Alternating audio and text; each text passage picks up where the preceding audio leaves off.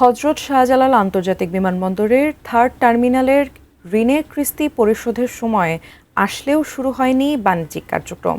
এমন বাস্তবতায় চলতি বছরের ১৬ই ডিসেম্বর এই টার্মিনাল পুরোপুরি খুলে দেওয়ার কথা বলছে সরকার। আর থার্ড টার্মিনাল চালু হলে দেশের অর্থনীতিতে ইতিবাচক প্রভাব পড়বে বলে প্রত্যাশা বিশ্লেষকদের। মাহাদি সেকেন্দারের রিপোর্ট। হযরত শাহজালাল আন্তর্জাতিক বিমানবন্দরের বার্ষিক যাত্রী সেবা সক্ষমতা প্রায় ৮০ লাখ। বহুল প্রতীক্ষিত থার্ড টার্মিনাল চালু হলে তা ১ লাফে বেড়ে দাঁড়াবে ১,৮০ লাখে। তবে সে সাথে আছে ঋণ পরিশোধের চাপও।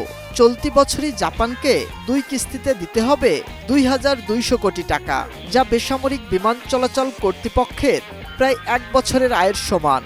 আর এ প্রকল্পে জাপানের ঋণ ১৬,০০০ কোটি টাকা।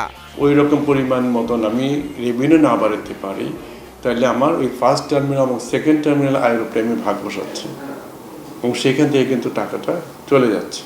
৭৩ অংশ নিয়ে যাচ্ছে আর তারা, আর 27 আমি পাচ্ছি। ওই টাকা দিয়ে কি আমি লোন পরিশোধ করতে পারবো?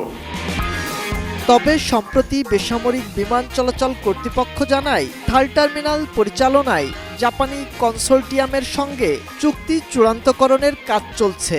সে ধারাবাহিকতায় চলতি বছরের ১৬ই ডিসেম্বর চালু হতে পারে এ টার্মিনাল।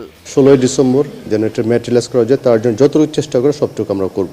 বিশেষজ্ঞরা বলছেন, দ্রুত বাণিজ্যিক কার্যক্রম শুরু করে রাজস্ব আয় নিশ্চিত করতে না পারলে গলার কাটা হয়ে দাঁড়াবে এ মেগা প্রকল্প।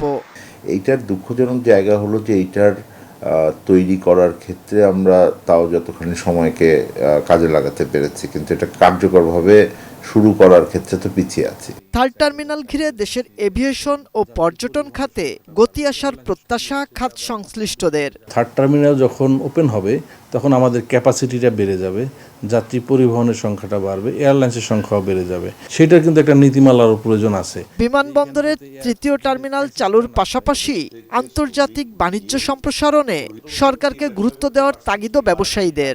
স্পেসিফিক কোনো কার্গো বা কন্টেইনার রাখার মতো কোনো ব্যবস্থা এখনো হয়নি। আর যা আছে যে অত্যন্ত অপ্রতুল।